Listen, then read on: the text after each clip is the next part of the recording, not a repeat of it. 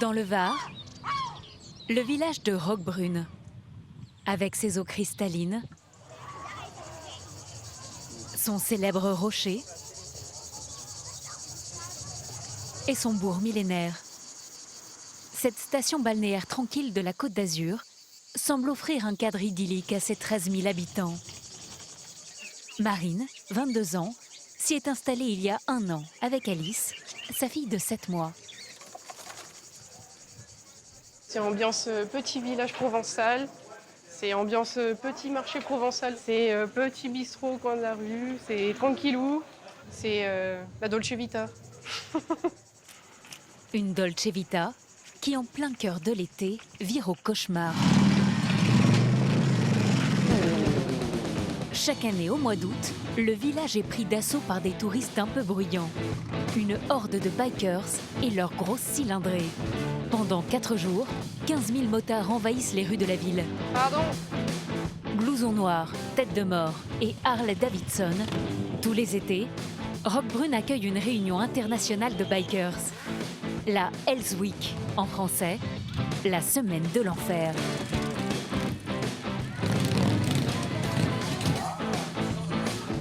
Au programme, concert de rock, striptease et testostérone de 10h à 2h du matin.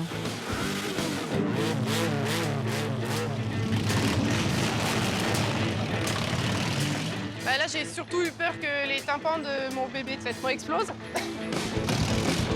C'est que ça fait un bruit, ces machines-là, c'est pas possible, quoi. Marine vit cette semaine de l'enfer en direct, sous ses fenêtres.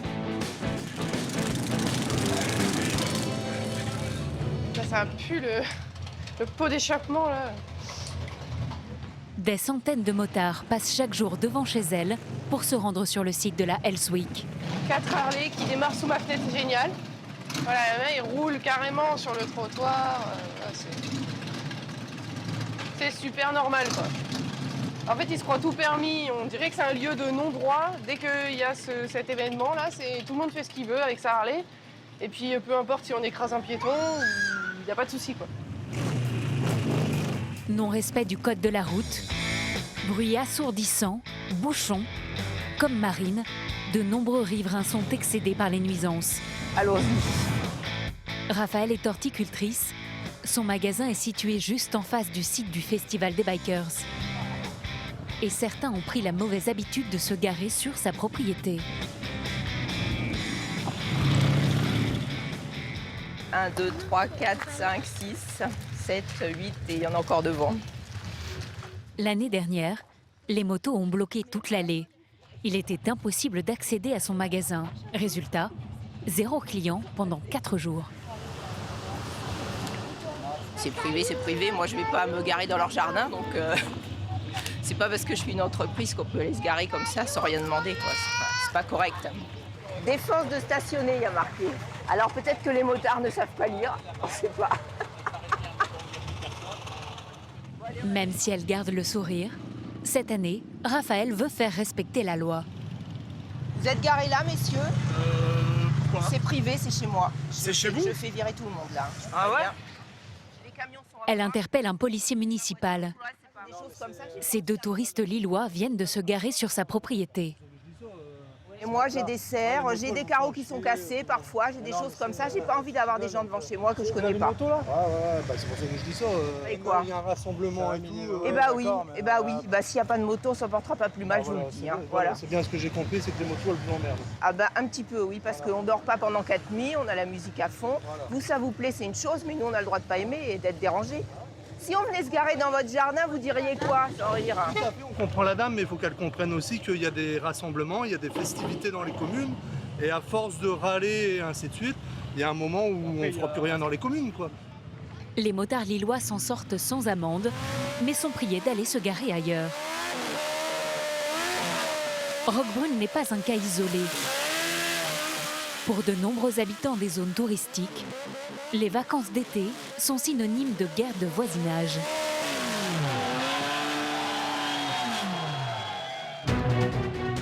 La France est la première destination touristique au monde. Près de 90 millions de visiteurs en 2017, un record. Une invasion qui touche notamment la Côte d'Azur. Pendant la saison estivale, les stations balnéaires sont saturées. À Nice, chaque jour, les voitures de milliers de voyageurs font vivre un enfer aux habitants. Ce sont des gens qui ne dépensent pas un copec chez les commerçants du coin. Les touristes embarquent en masse dans des ferries ultra polluants qui mettent en danger la santé des riverains. 250 000, là, du coup, c'est rempli. 317, 323 000. C'est impressionnant, on n'a pas conscience, ça me met un nœud au ventre. Le littoral, lui, est envahi par les plages privées pour touristes fortunés. Pour faire plus de bénéfices, certains commerçants installent illégalement transats, terrasses et restaurants au détriment des locaux. Si j'ai envie de mettre ma serviette là, je ne peux pas, parce que monsieur loue des matelas parasols. Mais on ne peut pas prétexter de l'accueil des touristes pour faire tout et n'importe quoi. À Paris, avec l'explosion des plateformes de location, chaque été, la capitale se transforme en parc d'attractions pour touristes. Les propriétaires qui louent leur appartement à des vacanciers ne sont pas à l'abri d'une mauvaise surprise. Donc je vais m'équiper, ça sent très fort. Le studio de Laurie a été ravagé par un touriste canadien. Le monsieur urinait dans mon lit, ça transperçait le matelas. Mon lit est complètement foutu. Voilà. Certains riverains sont eux carrément pris en otage par des touristes d'un genre un peu particulier. Le Technival est une fête géante qui réunit chaque été plus de 15 000 fans de musique électronique. Pendant 5 jours et 4 nuits non-stop. Regarde, franchement, le lieu, vous allez le massacrer, c'est sûr. Ils vont mettre des sauvages. Mais écoutez, là, ce qu'on voit, c'est que là, j'ai peur qu'ils nous cassent la bergerie. Habitants révoltés. Mais là, je prends la seringue et les suppositoires à te faire. Villes et plages saturées. Durant la saison estivale, le tourisme de masse est la bête noire de certains riverains. La guerre a duré tout l'été. Dans le Var, au pied du rocher de Roquebrune, à quelques centaines de mètres des familles venues profiter de la base de loisirs, la Hells Week bat son plein. Tout a commencé il y a 4 ans, quand l'ancien maire du village, fan de voitures de collection et de motos, a décidé de créer ce festival biker.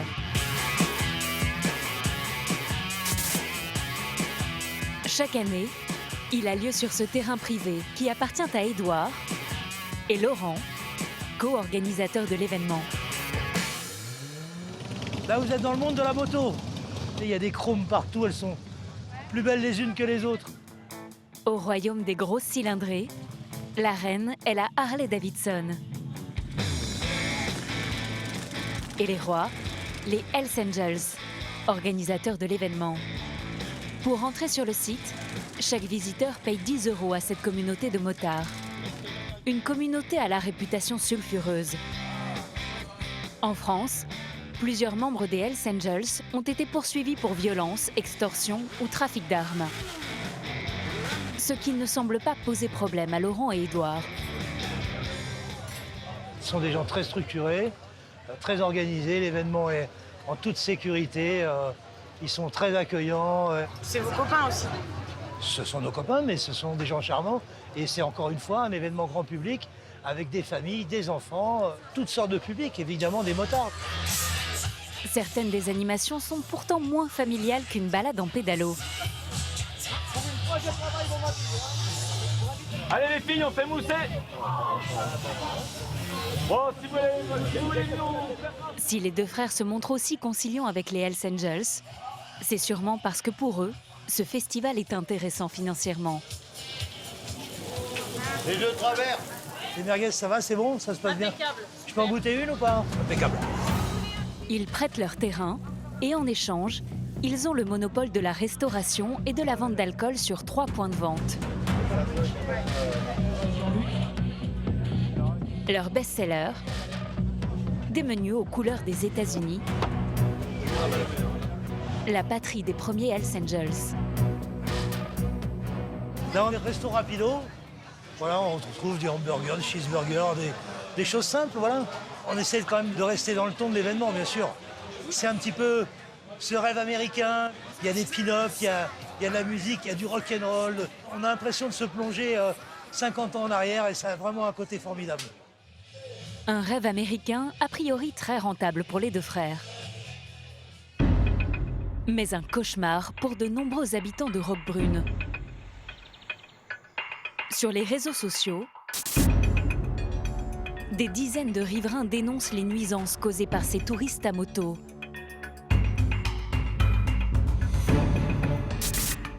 À part foutre le bordel sur nos routes et salir notre beau village, ils ne font rien d'autre. 20 h, toujours autant de bouchons. Effectivement, je confirme, un enfer pendant 4 jours. Plusieurs habitants ont refusé de répondre à nos demandes par peur de représailles. Daniel, 46 ans, ose exprimer ouvertement sa colère contre le festival, qui se déroule juste à côté de sa maison, derrière ses arbres. Voilà, donc ce qu'on entend là, c'est le burn. Donc ça veut dire, c'est quand les bikers s'amusent à faire grincer leur roue arrière. Et voilà ce qu'on entend.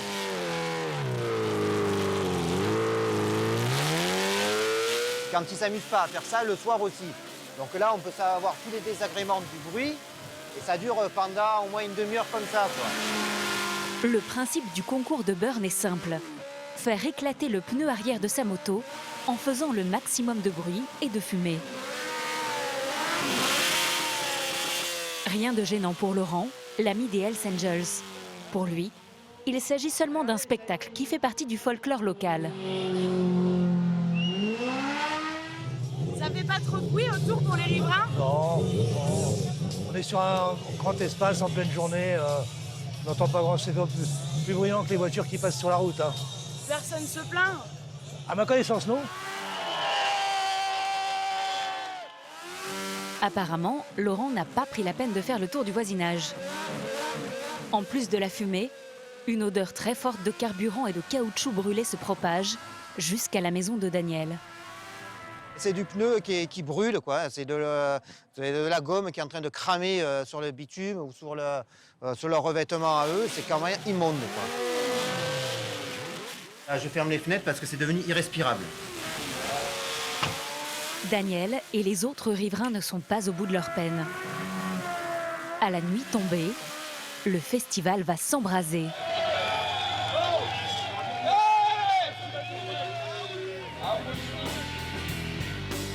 Concerts géants,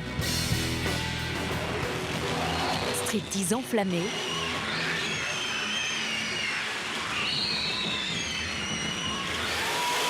et chaud très bruyant. La nuit des habitants de Roquebrune risque d'être mouvementée.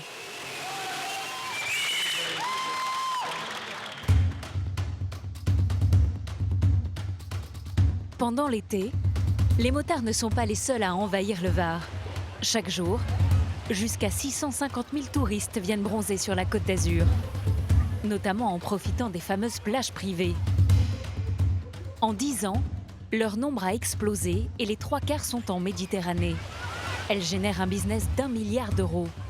Oh, qu'est-ce qu'on est bien. Grave, on est bien.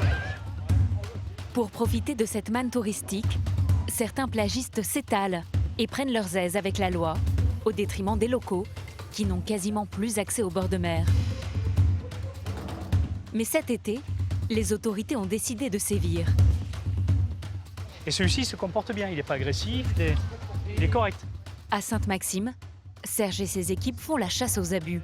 Ils font partie de la DDTM, la Direction des territoires et de la mer, la police des plages. Ce qu'il faut bien comprendre, c'est qu'il n'y a pas de plage privée. Quand on parle de plage privée, c'est une ineptie, il n'y a pas de plage privée. Il est possible que l'État loue des emplacements à des plagistes, mais c'est très encadré par des textes, on ne fait pas ça au hasard. Voilà. La règle est stricte. La loi littorale exige que les concessions privées n'occupent pas plus de 20% de l'espace de la plage. Et le bord de mer doit rester accessible à tous, locaux comme touristes. Serge et ses collègues multiplient les contrôles surprises tout l'été. Mètre, crayon et plan cadastral à l'appui. Vous me remettez, Serge Lotelier, le chef du service juridique de la DDTM. Et donc là, vous êtes installé ici? Oui, on est installé là, oui. Et vous n'avez pas le sentiment un petit peu d'être en infraction, là? Nous sommes d'accord, monsieur. Ça fait la 3e fois que vous nous voyez et qu'aucune action n'est prise depuis. L'homme à la casquette est un récidiviste. Un plagiste trop gourmand qui occupe illégalement une partie du domaine public. C'est deux choses à démonter. Même ça, tous les matelas parasols et vos tables sont en infraction. Vous êtes chez nous. Pourquoi des matelas? Vous êtes sur le domaine public maritime. Vous n'avez pas de l'eau de plage, là. C'est interdit ce que vous faites. Le plagiste a installé parasols, tables et transats dans cette crique. Il les loue 15 € la journée et le lieu est inaccessible à ceux qui ne payent pas. Je réponds à la demande du client, c'est tout. Voilà, bon, les gens, ils n'aiment pas être remplacés les uns sur les autres. Mais comme vous voulez. Ben oui, mais vous n'avez pas le droit de la faire chez moi. Mais je suis pas à la Mais maison. vous êtes chez nous, vous faites ça chez nous, vous n'allez pas le faire chez nous. Mais on ne peut pas prétexter de l'accueil des touristes pour faire tout et n'importe quoi. Si moi, aujourd'hui, j'ai envie de mettre ma serviette là, Alors, je ne peux pas. pourquoi? Je ne peux pas parce que monsieur loue des matelas parasols. Vous le savez bien. L'homme devra retirer toutes les installations illégales. Il encourt aussi une amende de 3 000 € et une interdiction d'exercer pendant 5 ans. Vous avez joué la corde sensible. Les collègues vont faire un contrôle de votre lot de plage. allez-y. Longtemps champion de France des infractions, les plagistes du Var sont aujourd'hui dans le collimateur des pouvoirs publics. Le préfet a décidé de sévir. Chaque concession est mesurée au centimètre près. Là, on est bon, là, un peu plus derrière. Vous voulez être précis, soyons précis. Sous les regards hostiles des touristes qui ont payé leur transat. Désolé, messieurs, dames, pour le dérangement. Ne bougez pas, je vais tenter de passer sans vous déranger. Comme ça, en plein service, c'est pas très bienvenu, voilà, si je peux me permettre. Ils sont tous charmants à se couper en quatre pour qu'on soit bien. Et franchement, les voir là, mais ça nous gâche nos vacances. Si Serge et les agents de la DDTM interviennent au milieu des vacanciers qui se prélassent, c'est pour prendre les plagistes en flagrant délit. Chaque jour, ils écument la côte à la recherche de nouvelles installations illégales. Et ce matin, ils ont peut-être trouvé le champion toute catégorie.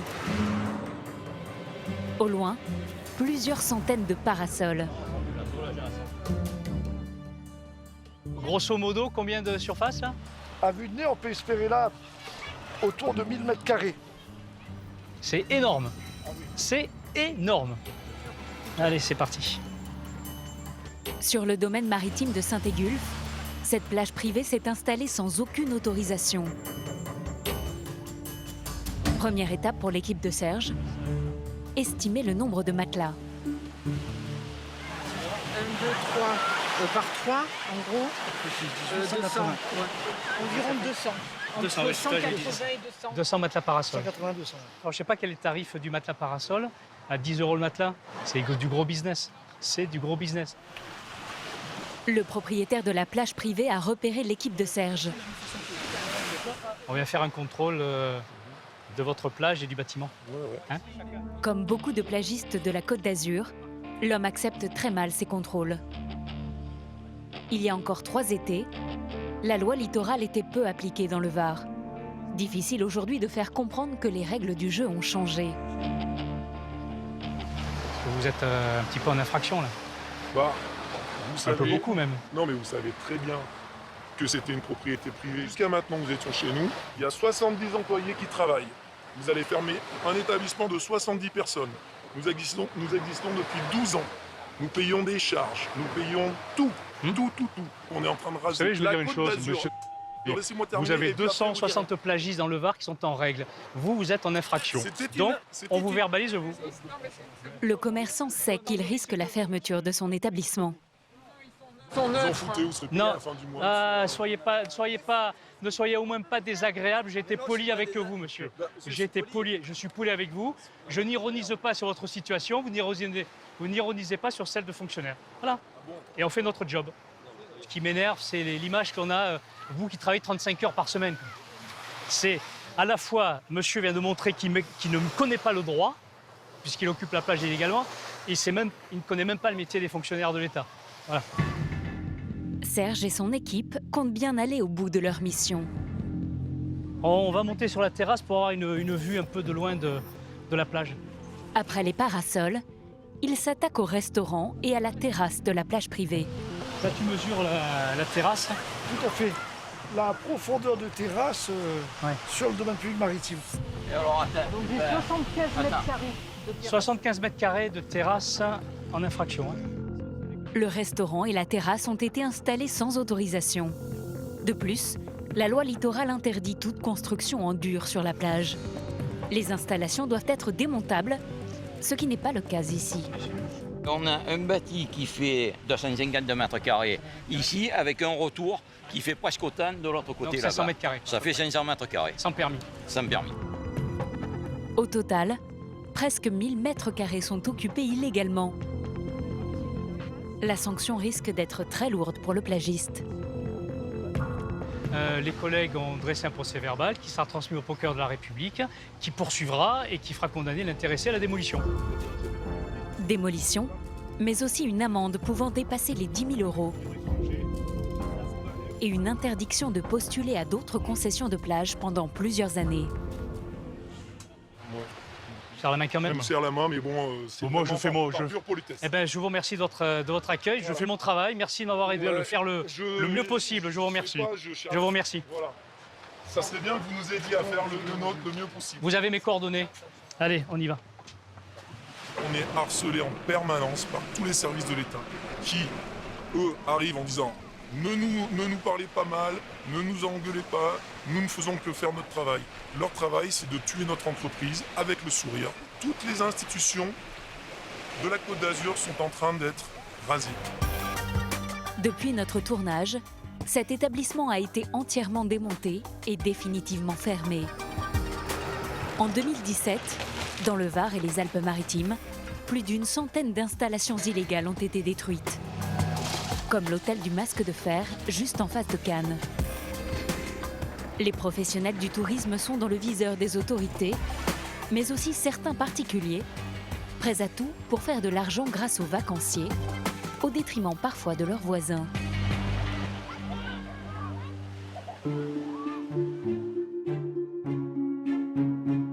À 40 km de Nice, sur les hauteurs de Grasse, un palais inspiré de la Renaissance italienne. Avec son clocher, ses jardins et sa rotonde. 3000 mètres carrés, sortis de terre en plein cœur d'une zone naturelle protégée, en principe inconstructible. L'inquiétude aussi, elle est au niveau d'incendie. S'il y a un problème d'incendie là, c'est toute la colline qui part en fumée. Voilà, on voit tout. Pascal et Paul, habitants de Grasse, se battent depuis des années contre ce palais de la démesure. Là, toute construction est interdite sur cette zone. Voilà, bon. Lui, il s'affranchit de toute règle, toute loi, tout impôt, toute taxe, etc. C'est l'exemple flagrant du deux poids, deux mesures qui existe dans ce département et notamment dans cette ville. Sur cette vidéo promotionnelle, on peut découvrir l'intérieur. Une douzaine de suites grand luxe.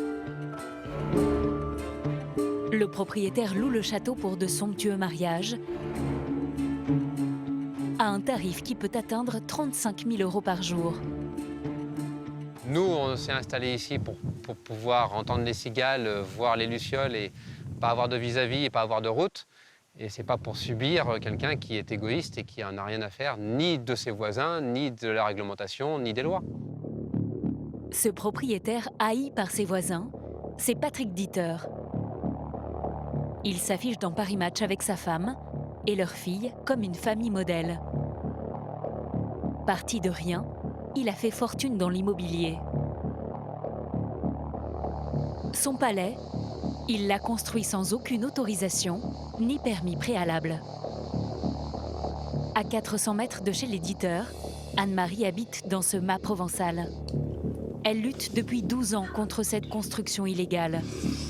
Au départ, selon elle, c'était une simple bastide de 250 mètres carrés. Ça, c'est la propriété de Monsieur Dieter.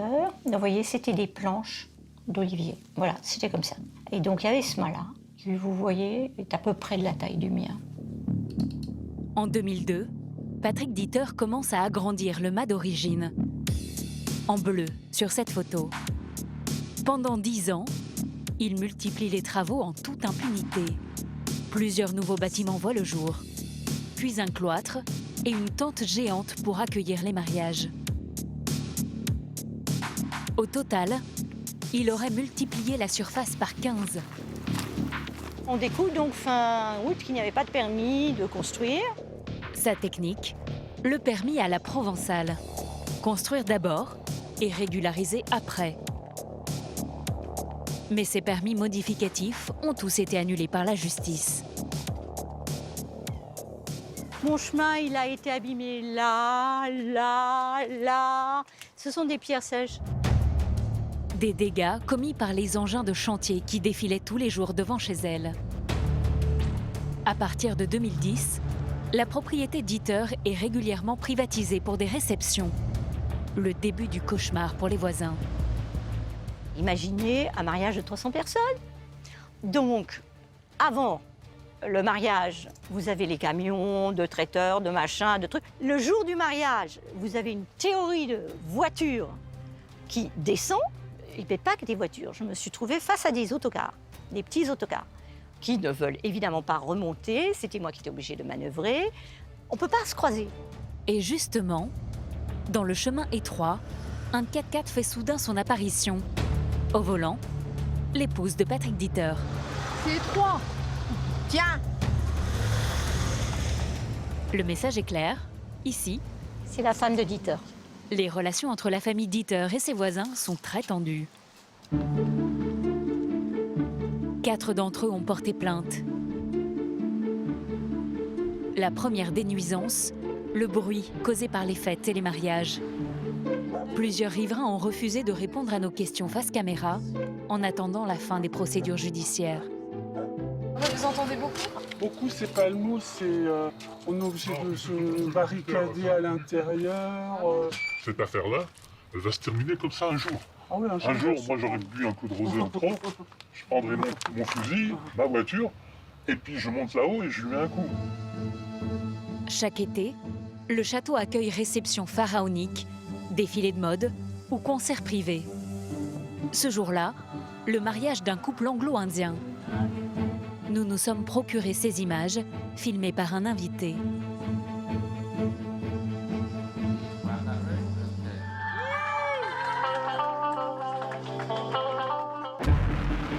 Pascal, Karine et leurs 2 enfants habitent à côté du palais depuis 5 ans. À chaque événement, Pascal branche cet appareil.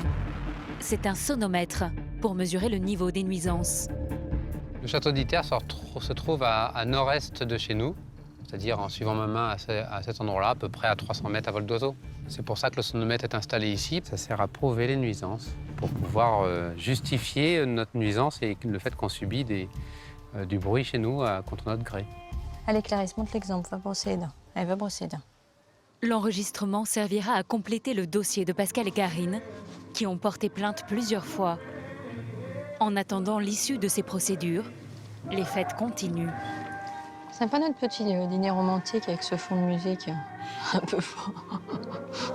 Il est 22h. La soirée commence à peine au château. Bon, bah, j'espère qu'on va pouvoir dormir.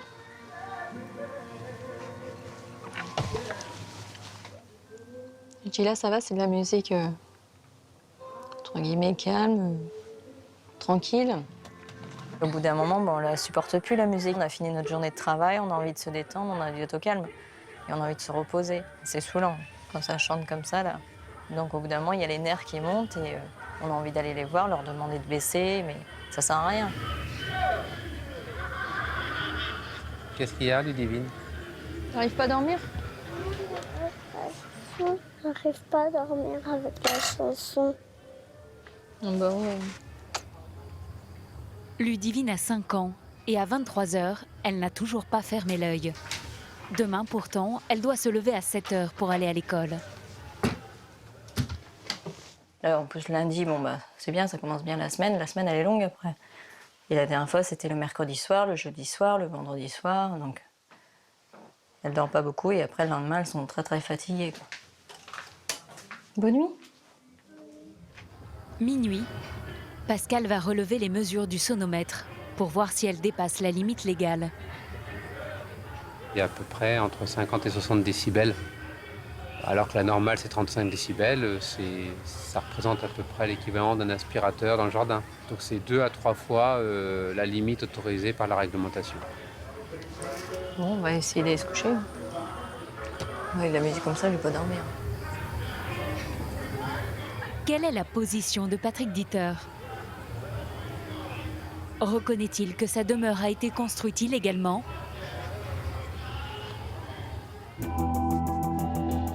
Après plusieurs jours de négociations, appel en cours. Il accepte enfin de nous ouvrir les portes de sa propriété.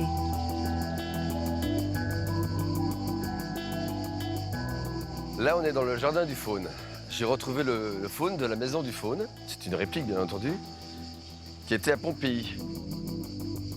L'homme se présente comme un passionné d'histoire de l'art, qui aurait lui-même imaginé et décoré ce somptueux palais. Ça, c'est des fresques qu'on a fait tout à fait au début. Donc là, il y a 4 mois de travail sur ce plafond. Voilà. Et pour les autres plafonds qu'on a fait, là, il y a 1 an de travail à 7 personnes ici. Ici, c'est une cheminée qui date de la Renaissance, qu'on a rachetée, qui appartenait aux moines de Lérins. Ça venait avant, peut-être, du palais des papes d'Avignon. Des salons baroques. Plus loin, des plafonds inspirés de la Renaissance. En tout, environ 30 pièces, dont un cabinet de curiosités. Cette demeure, Patrick Dieter la présente comme l'œuvre de sa vie. Faut être un artiste pour faire ça, faut être fou.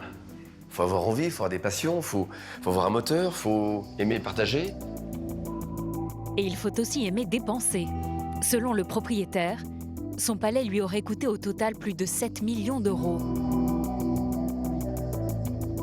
Nous lui demandons ensuite de nous montrer les installations sonores qu'il a utilisées pour le mariage hier soir.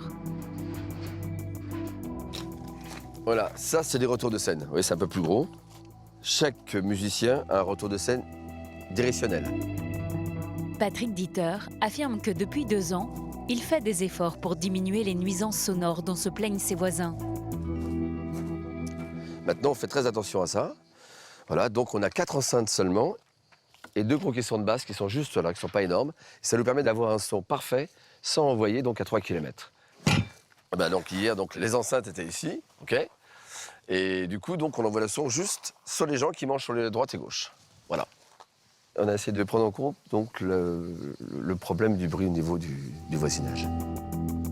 L'homme semble avoir réponse à tout. Mais quand nous lui demandons pourquoi il a construit sans permis préalable, son explication est plutôt étonnante.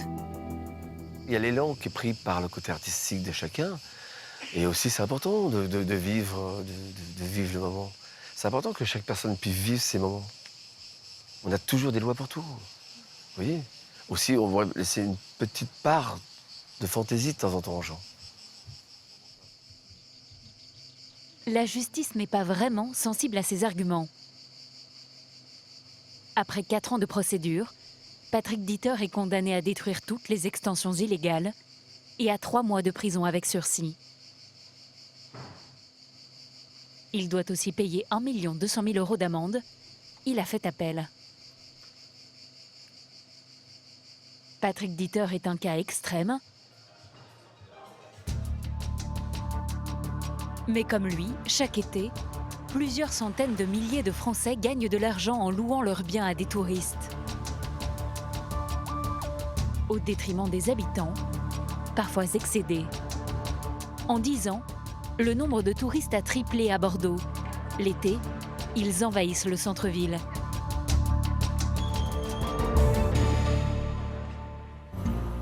Andrea vit dans la capitale girondine depuis 20 ans.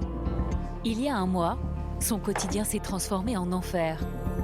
Le studio au-dessus de chez elle est loué exclusivement à des touristes qui l'empêchent de dormir presque toutes les nuits. Bonjour. Excusez-moi, je vous ai entendu cette nuit à 4 heures quand vous êtes rentré. Vous m'avez réveillé. Bonjour. Okay. Je vous avais demandé hier soir de ne pas faire du bruit. Et alors, je voulais savoir. Vous êtes désolé. Et là, vous partez ou vous restez encore? D'accord. Ça vous intéresse pas plus que ça de déranger les gens? D'accord. Bonne journée, madame. Le studio est un ancien grenier, sans aucune isolation phonique. Il reste encore 2 personnes dans l'appartement. Bonjour. Excusez-moi de vous déranger, mais moi je suis la voisine du premier étage. Nous sommes en train de partir là, madame. Ouais, parce que j'étais réveillée ce matin à 4 heures quand vous êtes rentrée. On a fait doucement, on a fait attention, je suis désolé. Hein. Écoutez, je vous... On s'enlève les chaussures, vous vous débrouillez avec le propriétaire. Moi je paye aussi, hein. Qu'on paye pas. Je comprends, je comprends. Ouais, c'est tout ce que j'ai à vous dire. D'accord. Pendant l'été, le turnover ne s'arrête jamais. Chaque semaine, Andrea voit une dizaine de touristes défiler au-dessus de sa tête. C'est toujours comme ça alors? Eh oui. C'est toujours comme ça, les gens en fin de compte se sont agressés. Comme vous avez vu, là, elle a dit de m'adresser au propriétaire, chose que j'ai bien évidemment fait. Et personne ne bouge. C'est le problème de personne. Tous les jours, ou presque, de nouveaux voisins, souvent bruyants. Et là, on entend des vols. Vous voyez, elles ont mis des chaussures là aux pieds. Normalement, un studio comme ça est loué à une personne. Mais quand ils sont là à 3, à 4, et j'en ai eu déjà à 5 personnes, mais ça fait autant de fois plus de bruit. Comme Andrea, des centaines de Bordelais impuissants subissent ce type de nuisance à cause des touristes. Le site Airbnb propose plus de 8000 logements dans la ville. Bordeaux est la 3e destination Airbnb en France. Mathieu Rouvert, conseiller municipal, est un des seuls élus à prendre la défense des locaux.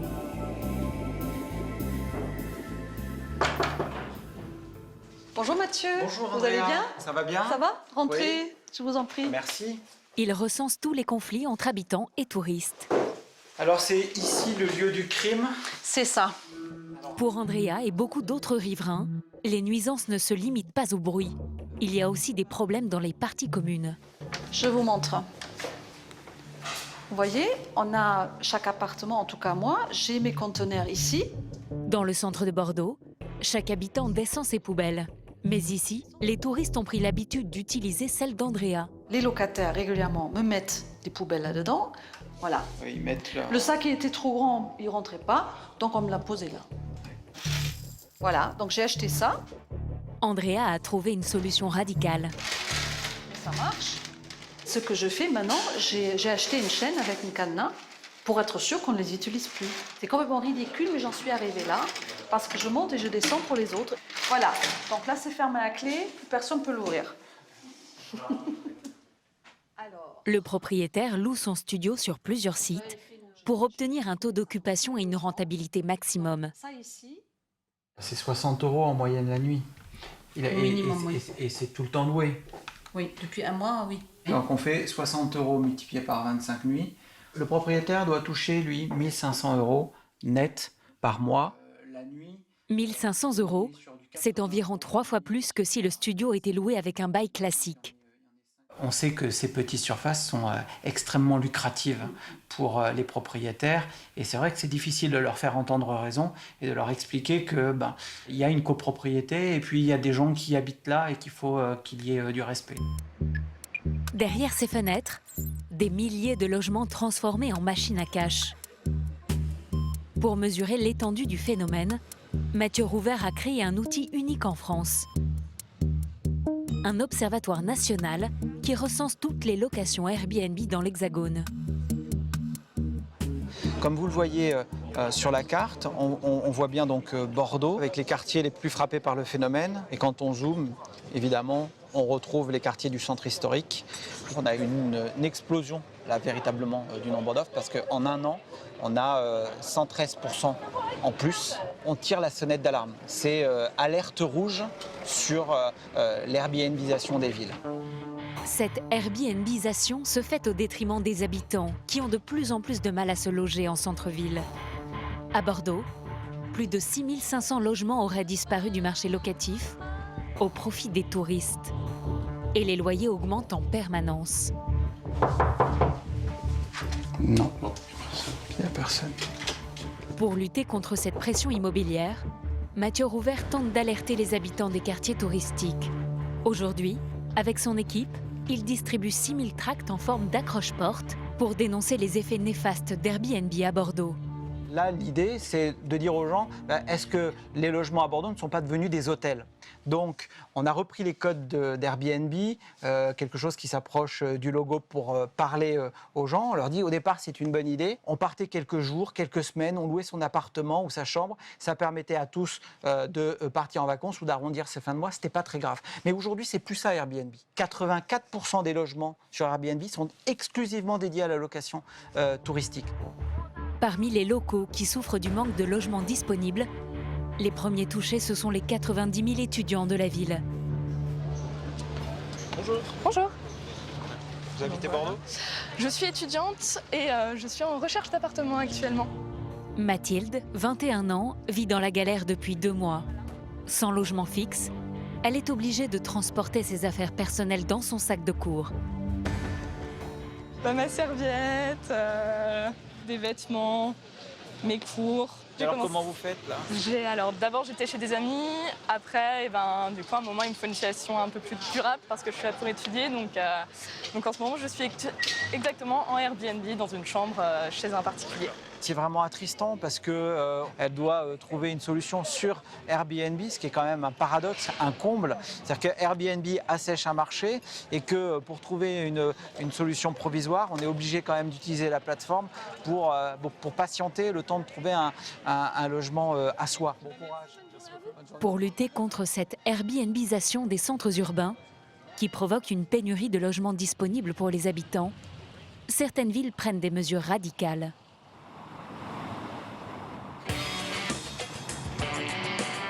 À Paris, en plein été, l'invasion touristique est à son paroxysme.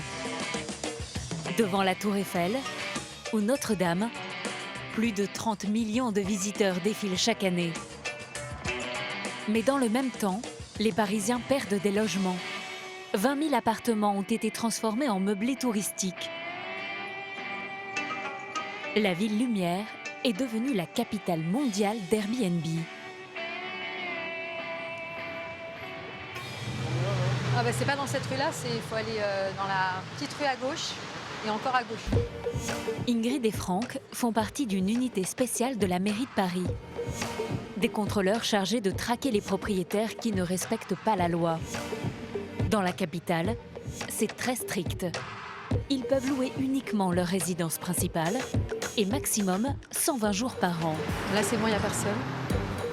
Aujourd'hui, ils enquêtent sur un immeuble dans le quartier très touristique de Bastille. Alors c'est un dossier où on a plusieurs appartements qui ont été repérés sur des sites internet.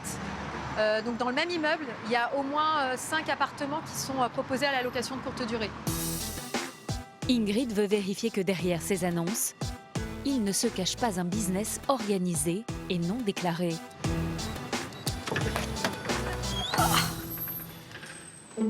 Arrivé au premier étage, un détail interpelle Ingrid. Les paillassons sont exactement les mêmes et sont en photo sur le site internet.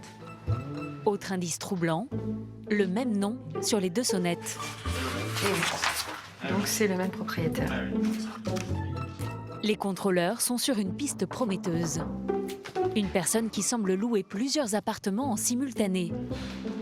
Les logements seraient donc exclusivement dédiés à la location touristique, ce qui est totalement interdit.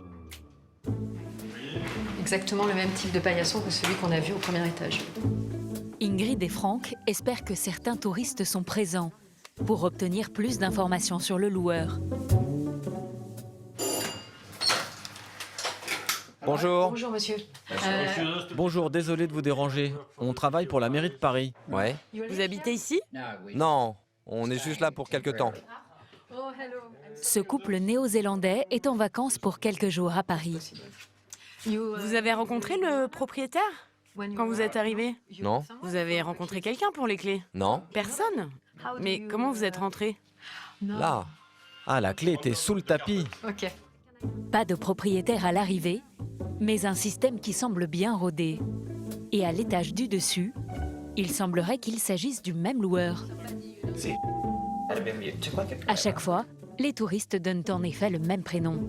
C'est un immeuble assez incroyable. Là, j'ai une autre annonce au 3e étage et j'en ai encore une autre au 5e étage. Et elles sont aussi gérées par la même personne. Grâce à son enquête, Ingrid comprend que l'homme est en fait un gestionnaire pour le compte de plusieurs propriétaires. Ah, j'ai la liste des proprios, oui. Il trouve les locataires, s'occupe de l'état des lieux et du ménage. Celui que j'ai sur le fichier cadastral. Son business ne se limite pas à l'immeuble du quartier Bastille. Voilà, donc là, en fait, j'avais pas vu qu'il y avait plus. Donc il y a 10, 7, 8, 9, 10, 11, 12, 13, 14 appartements. C'est un cas de fraude massive organisé. Tout comme les propriétaires, l'individu risque 50 000 € d'amende par appartement. En 2017, la mairie de Paris a perçu plus d'1 300 000 € pour 76 logements loués illégalement. Mais payer une lourde amende s'ils ne respectent pas la loi, ce n'est pas le seul risque que prennent les propriétaires lorsqu'ils accueillent des touristes. Laurie a 38 ans, elle est danseuse. Il y a 10 ans, elle emprunte 95 000 € pour acheter un studio de 15 mètres carrés. Pour rembourser son prêt, elle propose son logement sur Airbnb à des touristes de passage dès qu'elle part en tournée. Au début de l'été, elle loue son studio à un Canadien pendant 3 semaines. Mais le retour à Paris lui réserve une mauvaise surprise. L'appartement de Laurie a été saccagé. 10 jours plus tard, revenir sur place est une épreuve pour la jeune femme. Alors, on est devant la porte. Donc, faut que je me prépare psychologiquement à l'ouvrir. Donc, je vais m'équiper. L'appartement n'a pas encore été nettoyé. Voilà l'état dans lequel le touriste l'a laissé. Mais c'est à ce point-là? Ah bah, vous allez voir. C'est une infection, ça sent très fort. Voilà, vous êtes prête?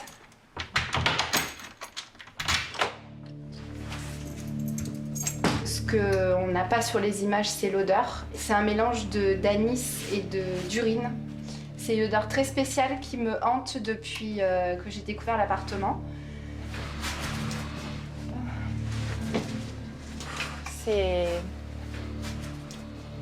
Son joli studio ressemble aujourd'hui à un taudis. Laurie pense d'abord qu'une fête a été organisée ici pendant plusieurs jours. Mais c'est en fait un homme seul qui a ravagé son appartement. Alors, il buvait une bouteille comme ceci par jour et des canettes de bière aussi, au goulot, sans eau. Quand Laurie découvre son studio, elle prévient tout de suite Airbnb et porte plainte contre le touriste. On a trouvé des taches de sang. Comme il y a des morceaux de verre par terre, la personne s'est peut-être coupée. Le monsieur urinait dans mon lit, ça transperçait le matelas et ça transperçait le bois du lit, donc mon lit est complètement foutu. Voilà. Je vais vous montrer qu'en fait, les sacs plastiques qui étaient sous le lit servaient à faire ses besoins. Là, dans ce sac plastique-là, il y a donc de la matière fécale. Voilà. Jamais j'aurais imaginé un tel carnage. L'appartement est dévasté. L'homme qui a dévasté les lieux, c'est lui, Mathieu, un informaticien canadien. Il se décrit comme étant respectueux et aimant les belles choses de la vie. Le touriste a même reçu un commentaire élogieux d'un autre propriétaire qui le recommande sans hésiter. Un profil a priori rassurant, mais Laurie a été dupée. Vous avez pris des masques avec vous, hein? Cet après-midi, la jeune femme a pris rendez-vous avec une société de nettoyage. Alors voilà. C'est du boulot à faire, ça. Il y a beaucoup de boulot à faire. Chaque objet, chaque meuble est ravagé. Laurie ne pourra rien garder.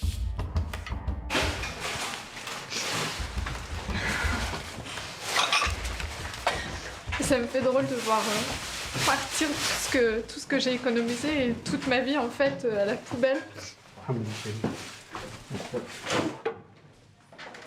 Airbnb a accepté de prendre en charge ce nettoyage à hauteur de 1 500 €. Mais pour Laurie, il s'agit simplement de la première étape. Il y aura tous les murs à refaire, la tapisserie, la peinture, le plancher, le parquet, il faut l'enlever et le remplacer. Et donc le remeubler et tout racheter, serviettes de bain, linge de maison. Donc je vais vous régler. Au total, les dégâts s'élèvent à 17 000 €. Laurie espère faire payer cette somme à Airbnb. Pour le moment, elle n'a plus de logement et dort chez une amie. Alors chaque jour, elle appelle le service client du site internet pour tenter d'obtenir réparation au plus vite. Que puis-je faire pour vous, Laurie?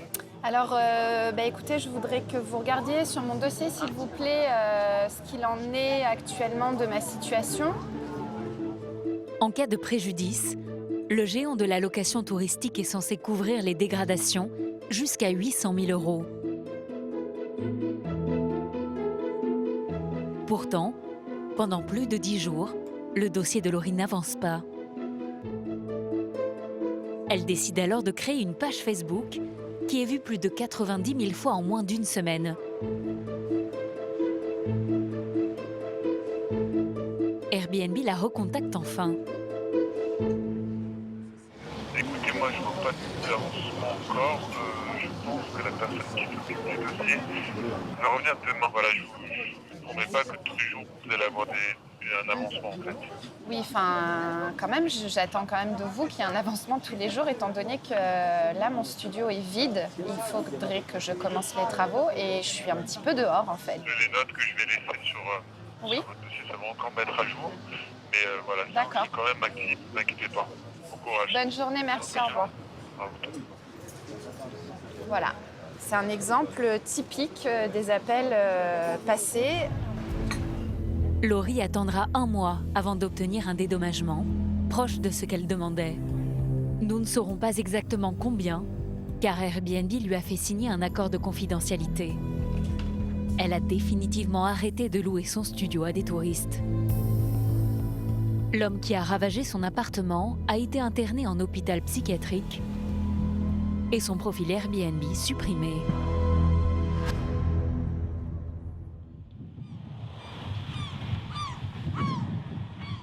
Dans cette bataille qui oppose les riverains aux touristes, les habitants de Roquebrune ne sont pas au bout de leur peine. Le festival des bikers bat son plein. 15 000 visiteurs, amoureux de belles mécaniques, de grands espaces et de sensations fortes.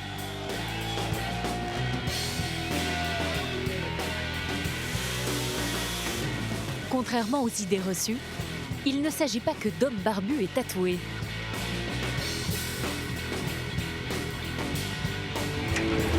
Angie, mécanicienne et passionnée de Harley, a monté son propre club exclusivement féminin, les Angie Sisters Gang.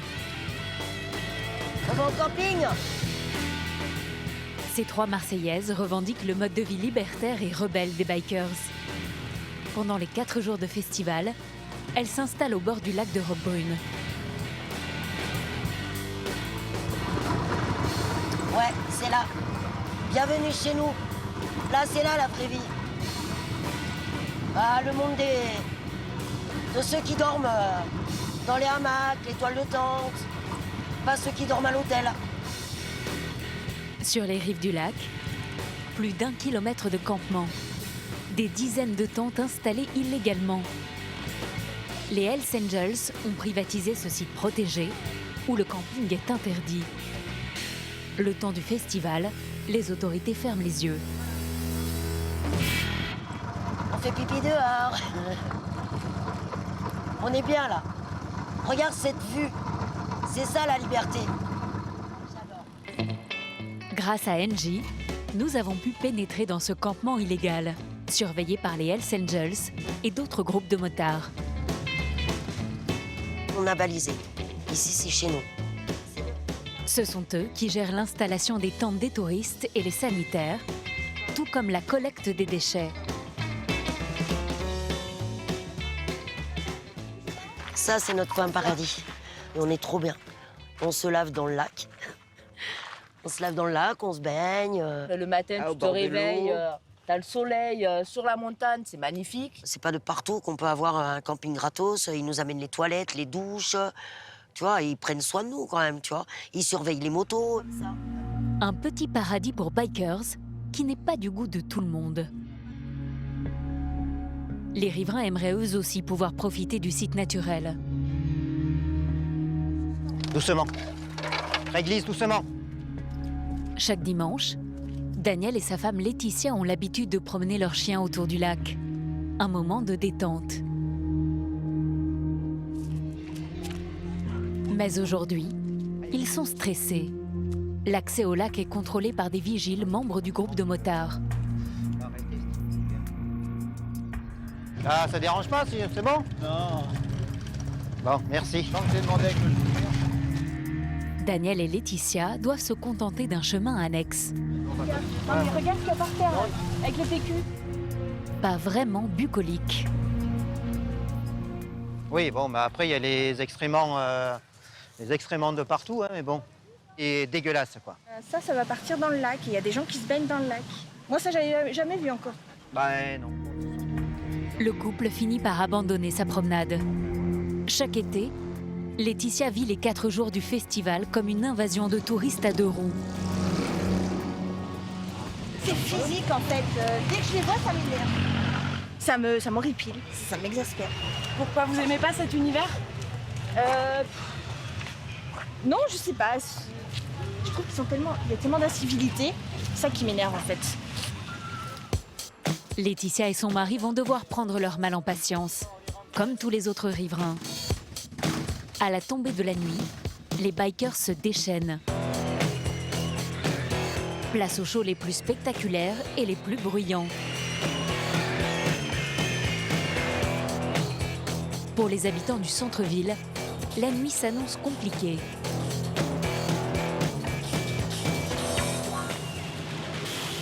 Sous les fenêtres de Marine et Michael, le va-et-vient des Harley-Davidson est incessant. Michael, cuisinier, vient de rentrer du travail à 00h30, épuisé. Demain, il se lève à 7h. Pour le moment, impossible de dormir.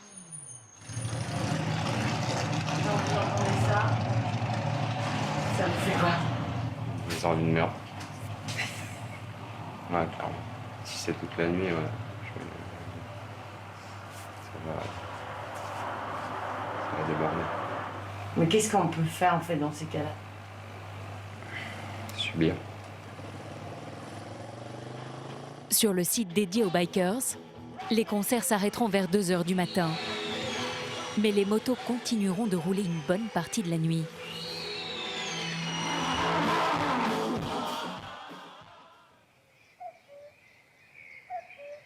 Une nuit très courte pour Marine et sa fille. Eh ben quoi? Et dès 8h du matin, le défilé des motards reprend sous leurs fenêtres.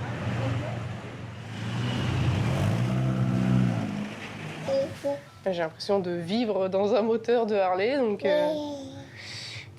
là, elle, c'est pareil, quoi. Elle peut pas, là, c'est pas possible, elle peut pas dormir. C'est pour ça qu'elle s'est réveillée, là, elle a réussi à s'endormir 5 minutes, et puis elle s'est réveillée tout de suite, quoi.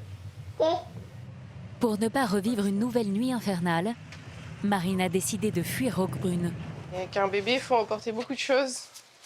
Donc, du coup, c'est pas... Enfin, ça me réjouit pas de devoir partir de chez moi, quoi. De devoir déménager toutes mes affaires et toutes les affaires de la petite. Parce qu'il y a un festival de Harley, alors que personne dans la population de Roquebrune n'a demandé à avoir un festival de Harley. Enfin, ça répond pas à une demande de la population. La jeune femme part s'installer 3 jours chez sa grand-mère, sur les hauteurs de la ville. Si Marine peut s'enfuir loin du bruit assourdissant des motos, pour d'autres locaux, impossible de s'échapper. L'événement dont ils sont victimes frappe au hasard.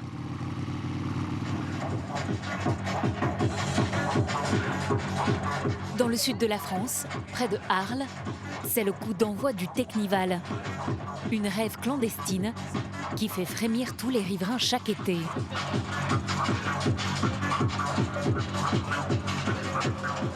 Ils sont des milliers à venir de toute l'Europe pour se rassembler ici.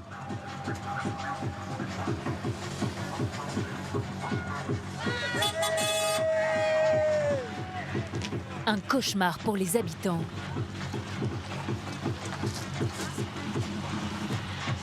Rémi, 36 ans, n'a pas dormi de la nuit. Ils sont mignons. Cet agriculteur est l'habitant le plus proche du festival. Tous les fêtards passent devant chez lui. Charmant. Ben, je cherche à savoir dans combien de temps c'est fini.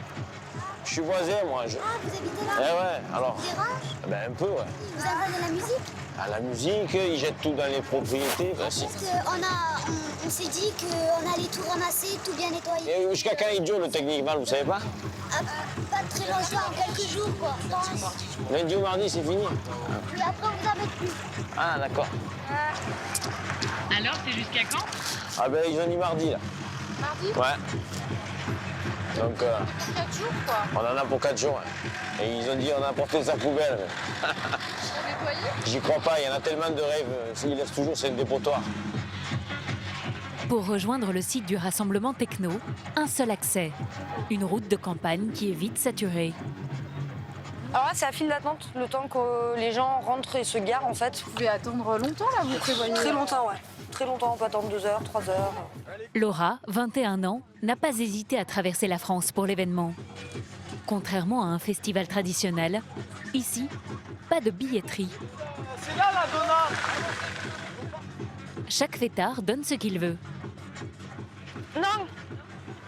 On m'a dit avec le chapeau, mais c'est pareil si c'est toi. Ah oui, c'est pareil. 16,35 €, il y a un petit papier dedans. Avec plaisir. Bonne soirée.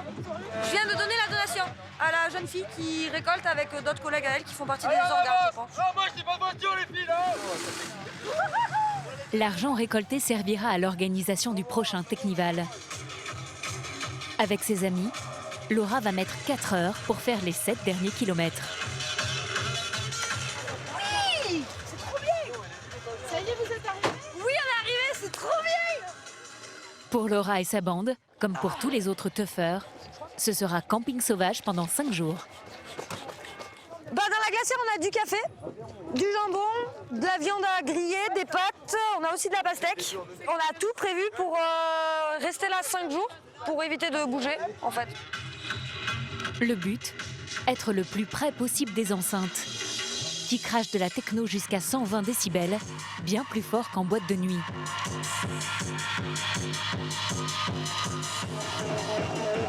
Créé il y a 20 ans, le Technival est l'événement phare de la scène techno chaque été. 20 000 fêtards sont attendus cette année.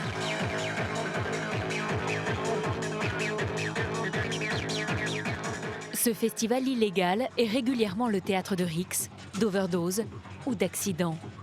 Il a fait plus de 20 morts depuis la première édition. Et des dégradations en tout genre.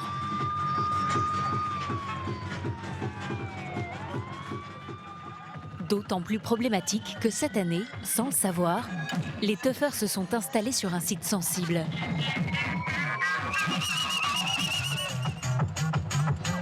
Ils sont en train de piétiner une zone protégée.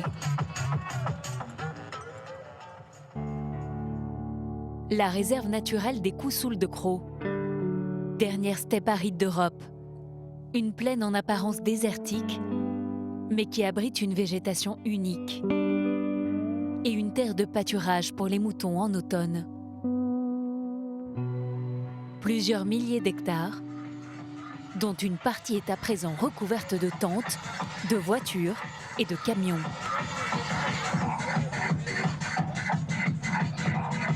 En ce premier jour de Teknival, des centaines de fêtards arrivent chaque heure.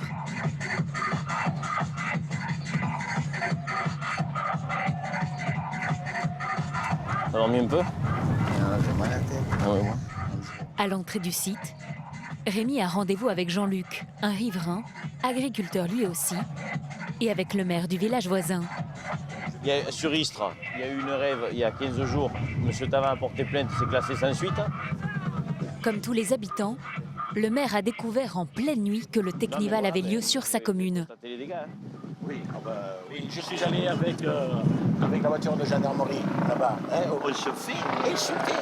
Insulter. Mais quand on découvre ça, qu'on est informé là, ben, je veux dire, c'est de la colère. Parce qu'ici, on est hors législation.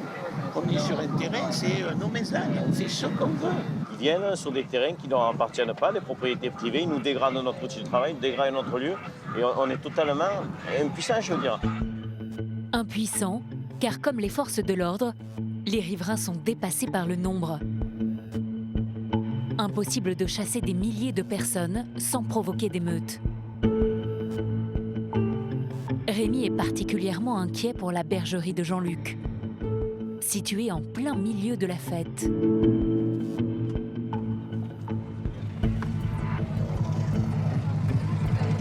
Il y en a un qui pisse contre la porte de la bergerie.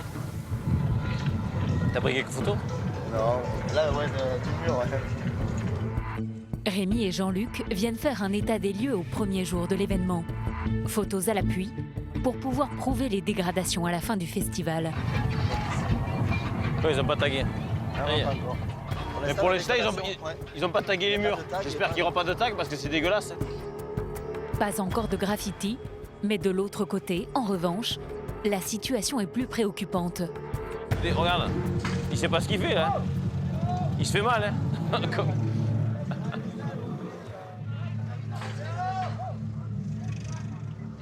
Un festivalier, apparemment sous l'emprise de la drogue, devient violent.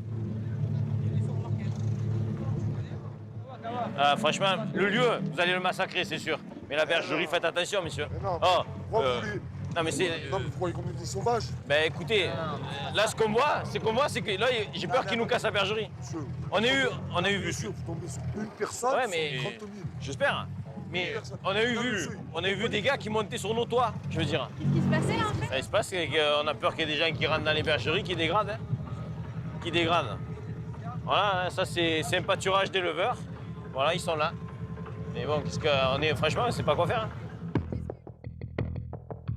Le Teknival a lieu chaque année sur un site différent. Malgré leurs demandes, les organisateurs n'obtiennent que rarement une autorisation de l'État. Alors, ils s'installent illégalement au dernier moment. En moins de 24 heures, un village se crée, avec ses rues, ses commerces et ses restaurants.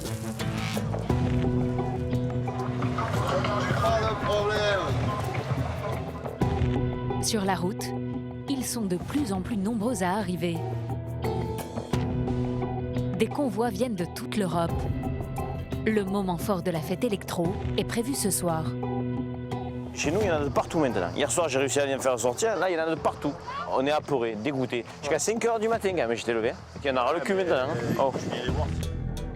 Sous le regard du maire et de quelques riverains, 80 gendarmes postés à l'entrée du site relèvent chaque plaque d'immatriculation, contrôlent les permis de conduire et recherchent des produits stupéfiants. Et il y a des gendarmes qui surveillent l'état de chaque conducteur de voiture, s'ils peuvent conduire, s'ils ne sont pas défoncés, etc. Et malheureusement, il y a beaucoup de résultats.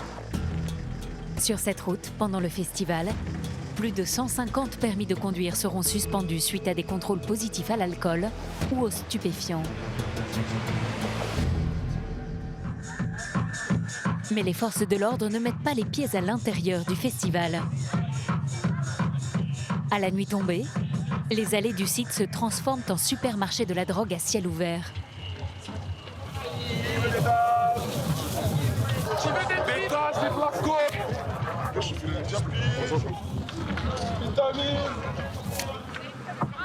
Kétamine, cocaïne, ecstasy. amphétamine ou MDMA, des drogues dures aux effets parfois irréversibles sur le cerveau.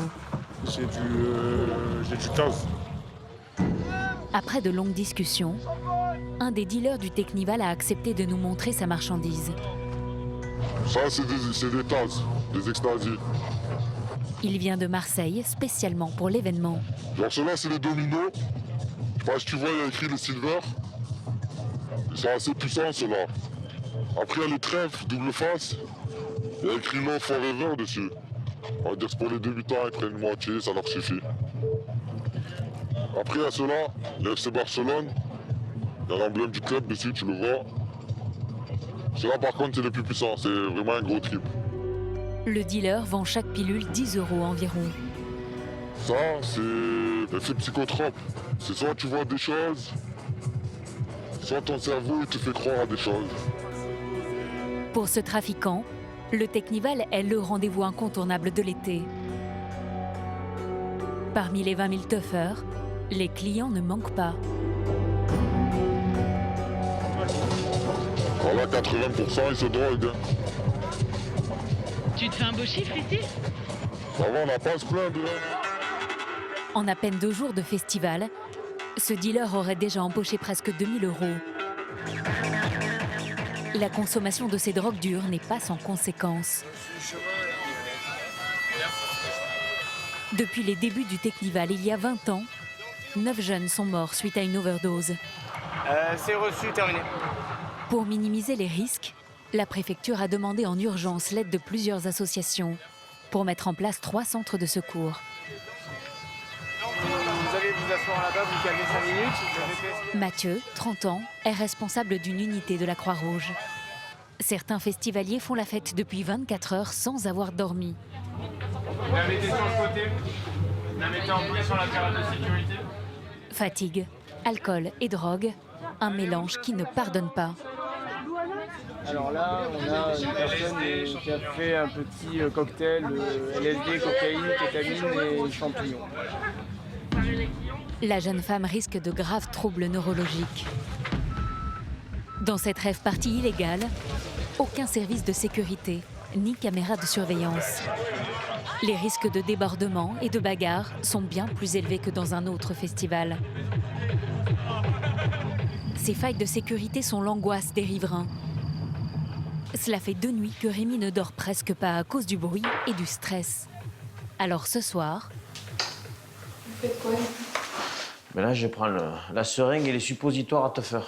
Il a décidé de faire une ronde avec son fusil de chasse. Non, on ne sait jamais. On est dans une propriété privée. Je tiens à ma vie. En colère à cause de l'inaction de la préfecture, ce soir, Rémi joue les shérifs sur ses terres. Il y en a encore pour même pour 2 jours, d'après ce que nous disent les forces de l'ordre, et j'ai pas envie de leur donner l'habitude. C'est pas camping paradis ici. À moins de 100 mètres de chez lui, il repère déjà des intrus. Ah ben là, on voit des gens qui bougent, là. Bonsoir. Vous comptez camper là ou pas? Hein? D'accord. Non, vous faites attention, c'est parce qu'il y a du fourrage quand même, c'est une propriété privée, il faudrait pas rester quand même. Je vous le dis poliment, gentiment, mais après, bon... Hein? Merci. Ce que Rémi redoute le plus, ce sont les feux de camp. En plein été, il pourrait provoquer un incendie dans son domaine. Et ben, ils ont fait un feu pour se chauffer ou pour... voilà, sur la propriété. Après, il y a des buissons, il y a des risques d'incendie aussi autour. Et bon, celui-là est éteint. Peut-être qu'eux, ils ne mesurent pas le danger, mais c'est dangereux parce qu'on est quand même en période de sécheresse, c'est dangereux parce qu'à la propriété, il y a des buissons. Et voilà, ça peut aller très vite. Les terres de Rémi sont situées dans la région la plus touchée par les incendies en France. En Provence-Alpes-Côte d'Azur, l'année dernière, plus de 8000 hectares sont partis en fumée. Quelques centaines de mètres plus loin, il repère un nouveau groupe de jeunes. Je vais voir, ils ont préparé avec des pierres un feu, là. Bonsoir. Vous êtes sur mes terres et là où il y a une rive qui risque d'être brûlée. Alors si ça vous fait rien, vous... Hein? Ouais, ça serait bien, ouais. Alors, la sortie, la route, elle est par là. Hein? Et on peut faire demi-tour ou pas? Ah ben demi-tour, c'est par là-bas, c'est la rave. Hein? Mais vous restez pas sur terre, je vais retourner plusieurs fois dans la nuit. Après, voilà, c'est bon. L'autre obsession de l'éleveur, ce sont les déchets laissés par les fêtards. On a fauché les prairies et puis il y en a qui vont faire leurs excréments, il y a du papier cul partout et après on emballe ça pour les bêtes et c'est pas bon. Alors il y en a qui sont plutôt sympas quand même, ils ramassent tout, il faut le dire aussi. Mais bon, croyez-moi que quand vous allez partir mercredi, il va en rester des millions d'affaires. Moi je sais, je sais une chose, tout le monde met tout Je sais, à la monsieur. poubelle, Ouais. c'est pas le cas et Et- je comprends. Ouais. Désolé d'être chez vous, c'était vraiment pas le but. Bonsoir. Les relations entre locaux et touristes ne sont pas uniquement problématiques quand il s'agit de toffeurs. Des visiteurs, tout ce qu'il y a de plus ordinaire, peuvent aussi polluer la vie des locaux.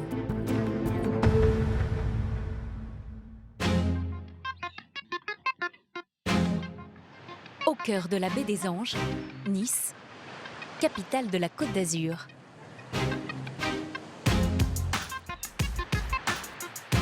Avec ses bateaux de plaisance,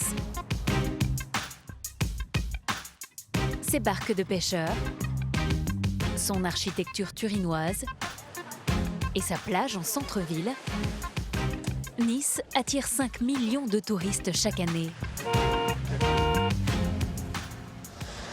Des Allemands, alors et même des Italiens. Alors, les Parisiens, ça reste pas ici. Gérard habite à Nice depuis 10 ans. Et en été, le port de sa ville prend des airs de périphérique parisien. Plusieurs fois par jour, jusqu'à 600 véhicules en transit asphyxient le quartier. 51, c'est le Champagne. 95, vous vous rendez compte un peu. C'est trop dense. Combien de temps vous restez à Nice, madame Ah, vous allez tout de suite, d'accord. Vous n'êtes pas bien ici à Nice, ça vous plaît pas?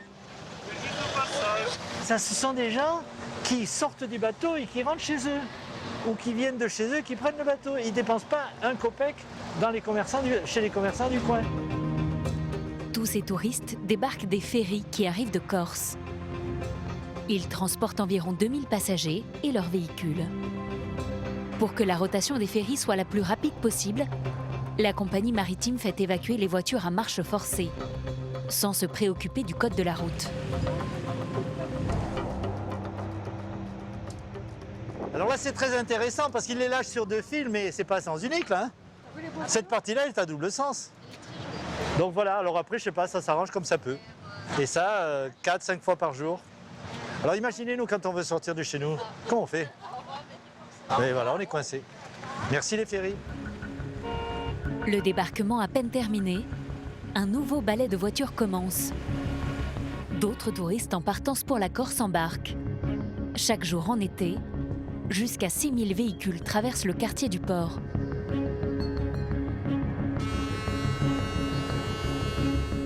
En plus du bruit et des bouchons, les touristes et leurs ferries Alors est-ce qu'ils sont là gâchent un des plaisirs quotidiens de Gérard et sa femme Nadine. Le couple aime se rendre à la plage de son quartier, à l'entrée du port. On vient tous les jours, les vrais Niçois ils viennent ici tous les jours et même l'hiver. Hein. Et ce petit coin, on est chez nous ici. C'est l'annexe de notre appartement. À 75 ans, Gérard s'offre un bain de mer quotidien. 800 mètres de nage, aller-retour. Mais en été, son coin de paradis a comme un arrière-goût de mazout. Les ferries passent à quelques dizaines de mètres à peine des nageurs.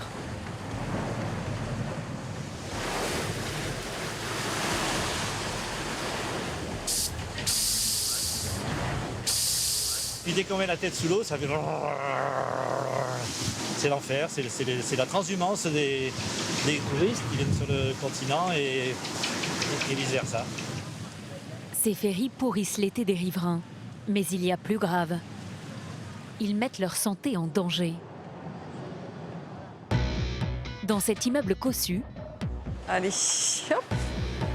Karine, Nicolas et leurs 2 enfants habitent un appartement avec vue sur le port. Camille, tu viens? Juste en face, les ferries et leurs rotations interminables. Jusqu'à 6 bateaux par jour en été, au lieu d'un seul en hiver. Il y a les bateaux? Ah oui. Leurs cheminées crachent un gaz chargé en dioxyde de soufre, extrêmement polluant, qui arrive jusqu'au balcon de la famille. Ça sent pas très bon. C'est comme le pot d'échappement. On respire ça tous les jours. Il y a des jours où ça encombre complètement le bassin du port. C'est choquant. C'est choquant, c'est écœurant, enfin, ça dépend un peu des jours, mais voilà. Des fois, on est énervé, révolté, désabusé. C'est incompréhensible qu'en Méditerranée, on laisse aller les choses comme ça. La Méditerranée est une des dernières zones de non-droit au niveau de la pollution maritime. Les ferries utilisent du fioul lourd, 15 fois plus chargé en soufre que celui autorisé à Dunkerque ou au Havre, et 3000 fois plus polluant que le carburant des voitures. Les habitants du quartier du port sont directement exposés.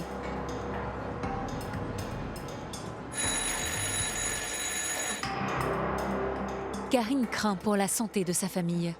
Bonjour Karine. Elle a donné rendez-vous à un voisin qui est engagé dans la lutte contre la pollution atmosphérique. Tout équipé. Avec cet appareil, il va mesurer avec précision le nombre de particules fines dans l'air. Allez, on va regarder. On y va. De la poussière toxique produite par la combustion des moteurs. 86 000, 98 000. À moins de 100 mètres de chez Karine, un ferry s'apprête à partir pour la Corse. C'est le 3e en 2 heures. Ah voilà, là il envoie. Oh, là il chauffe les moteurs, il va bientôt partir. C'est le pire, c'est à la manœuvre. C'est impressionnant. 250 000 là, du coup c'est monté. 323 000. 323 000 microparticules par centimètre cube. Un taux alarmant, environ 100 fois supérieur aux limites en vigueur. C'est hallucinant. 250 000. Ouais. La norme, c'est 3 000 dans une ville, 3, 4, 5 000 dans une ville, dans un appartement. C'est impressionnant, on n'a pas conscience en fait. Ouais, et puis là, d'en parler, ça me met un nœud au ventre. Oui, parce que ça crée un malaise là quand même. Karine l'ignorait, mais en été, l'air que sa famille respire est extrêmement néfaste pour la santé. 10 fois plus petites qu'un cheveu, ces microparticules pénètrent dans les voies respiratoires et sont à l'origine de nombreuses pathologies. Alors le danger sanitaire, c'est celui des atteintes pulmonaires. Déjà, cardiovasculaires aussi. Donc multiplication des problèmes cardiaques, multiplication des AVC. Vous allez essayer de protéger vos filles un peu de cette exposition à la pollution des ferries? Bah, vous me direz comment. Arrêter de respirer, c'est pas possible. La seule façon de se protéger, c'est d'éviter d'être présent quand il y a ces pics de pollution. Donc oui, l'été, on est moins là. Voilà. Pour tenter de réduire les nuisances, Karine, son mari et les autres habitants qui vivent autour du port veulent mettre la pression sur les autorités. Pour certains riverains, la vie quotidienne est devenue infernale. Personnellement, je ne peux ouvrir la fenêtre que de minuit à 4 heures du matin. Le dernier embarquement étant à minuit, les dernières voitures qui passent, et les premières arrivées à 4 heures du matin. Est-ce que vous réalisez ce que ça veut dire? Dans le collimateur des habitants, le maire de Nice, Christian Estrosi, il a promis de faire de sa ville une métropole verte, mais les mesures concrètes tardent à venir. On pourrait inviter M. Estrosi effectivement à prendre une salade niçoise aux particules fines, parce que c'est un petit peu ce qui se passe sur nos terrasses. C'est complètement scandaleux. Pour se faire entendre, les Niçois ont rejoint un mouvement, les citoyens de la Méditerranée. Comme à Marseille, Toulon, Ajaccio ou Venise, ils interpellent les pouvoirs publics et réclament des mesures pour dépolluer leur quartier. Moins de ferries, à des horaires plus étalés dans la journée, plus propres, utilisant des carburants à 0,1% de soufre en attendant l'installation de portiques électriques. Le combat des riverains porte ses fruits. Une des 2 compagnies de ferry a renoncé à utiliser du fioul lourd et en 2020, L'utilisation de ce carburant sera interdite en Méditerranée.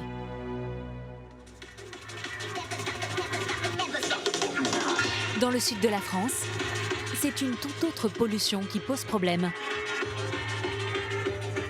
Le Teknival a rassemblé plus de 15 000 personnes pendant 5 jours de fiesta non-stop.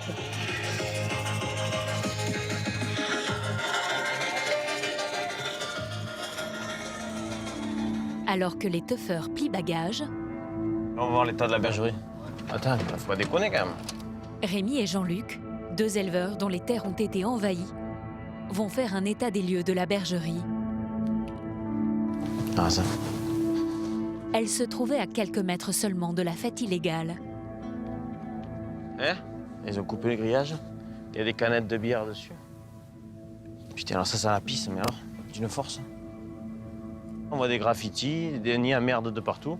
Voilà, une bergerie qui était nickel juste au début, et bien maintenant elle est déjà pourrie. Sans compter les merdes qu'il y a autour. Ah, ils ont cassé une vitre. Et ce n'est pas tout. Ah, ça. Il y a besoin. Oh là, ah, ça dedans. Qui c'est qui va aller nettoyer ça, là? Ce cabanon a été transformé en toilette sauvage. Elle était propre, il faut qu'elle revienne propre. Hein. Ça, je te garantis que je me battrai pour qu'il faut qu'elle revienne propre. Ils se démerdent. Ça, c'est mon meilleur de moi, ça. Les dégradations sont nombreuses. Un abreuvoir en béton a également été cassé en 2. Là, on est en colère sur le coup, mais quand on voit qu'il n'y a rien qui est fait pour que tout ça soit arrêté, eh ben, on ne peut qu'être résigné, quoi. Résigné, mais combatif. Jean-Luc a prévu de faire constater les détériorations par un huissier et de porter plainte contre les organisateurs. Pour eux, c'est un terrain vague. Ouais. Voilà. Mais les conséquences, ça va être la diminution en herbe, hein, la pollution du terrain, la dégradation des bâtiments. Je veux dire, on salit tout notre travail. Les dommages ne se limitent pas à la bergerie. Les fêtards quittent la réserve naturelle des Coussouls de Crau en laissant derrière eux des montagnes de déchets. Ah, c'est mort, on n'en mettra pas plus. Mieux qu'on aille vider, on recommence après, non? Kevin et ses amis participent au Teknival chaque été. Pour eux, hors de question de partir sans nettoyer. Maintenant, on ramasse tous les déchets. Donc on a quand même une image. On a quand même une responsabilité sur le site, quand même. Surtout qu'il est protégé, nous on le savait pas, on n'est pas du coin. Comme Kevin, beaucoup ont découvert trop tard qu'il s'était installé en plein cœur d'une zone protégée, qui est aussi une terre de pâturage pour de nombreux éleveurs. Bien évidemment, l'agriculteur, lui, c'est son lieu de travail. Si je revenais le lundi matin sur mon lieu de travail et qu'il y avait une déchetterie, je serais pas content aussi. Une déchetterie ou des dégradations quelconques. Hein. Ça, on comprend tout à fait, c'est pour ça qu'on ramasse d'ailleurs. Mais Kevin et ses amis ne sont qu'une dizaine, alors que l'ampleur de la tâche est considérable. Malgré leur bonne volonté, des centaines de sacs poubelles restent éparpillés sur le sol de la réserve naturelle. Bonjour. Face à un des agriculteurs qui exploite les terres, Kevin a bien du mal à défendre ses amis teufeurs. Comment vous voulez qu'on donne une bonne image Non, je m'excuse, non. Franchement, on ne peut plus vous voir. Je ne comprends pas qu'on détériore notre patrimoine comme ça. Qu'on peut s'amuser. On n'est pas là pour ça, on n'est pas là pour détériorer. Ce qu'il faut comprendre, c'est que je ne sais pas combien il y a eu de personnes, mais sur 10 000 personnes, comme je disais, on peut prendre n'importe quel groupe de 10 000 personnes, il n'y aura pas que des gens bien. Mais bien sûr. Que ce soit 10 000 paysans, 10 000 teufeurs, 10 000 des gens après, différents. ce qui est con, c'est que c'est quand même fait sur un site Natura 2000 et tout. Nous, on n'est pas... Mais... Là, c'est... Nous, on n'est pas d'ici et on n'est pas en accord avec ça. Tous ces déchets, c'est la municipalité qui va devoir les évacuer. Avec le conservateur de la réserve naturelle, le maire veut d'abord mesurer l'étendue des dégâts. Il y a tout ce qui est gros tas rassemblé en bord de route qui va être possible d'enlever. Et après, quand on regarde tout ça, là, tout ce qui est papier, toilette, souillé, tout ce qui est verre cassé comme on a là, tout ça, ça va être impossible à enlever, quoi. C'est infernal. Infernal. Quand on voit jusqu'au bout là-bas, il va y avoir des tonnes. Hein. Ils ont beau avoir rassemblé peut-être 90% des déchets, les 10% qui restent sur 20 000 ou 25 000 personnes, les 10% qui restent, c'est sur plusieurs dizaines d'hectares et ça va rester. Voilà, il y a plein de choses qu'on ne peut pas ramasser du tout, quoi. Au total, plus de 30 tonnes de déchets sont éparpillés sur le site. Pour le responsable de la réserve, qui s'investit depuis 20 ans pour protéger cette zone, c'est une catastrophe écologique. Il y a plein de tuffeurs qui disaient « Ah, mais on ne fait pas de mal ici, il n'y a rien, c'est abandonné. » Mais oui, mais non, c'est un site naturel exceptionnel. Vous avez 250 espèces végétales, vous avez 300 espèces d'oiseaux, voilà, 50 espèces de libellules. Enfin, c'est un site vraiment d'exception. Et aujourd'hui, il va falloir des dizaines d'années pour que ça se rétablisse. Il faudra 5 jours pour tout nettoyer. La gendarmerie a dressé environ 1700 PV, notamment pour destruction d'espaces naturels.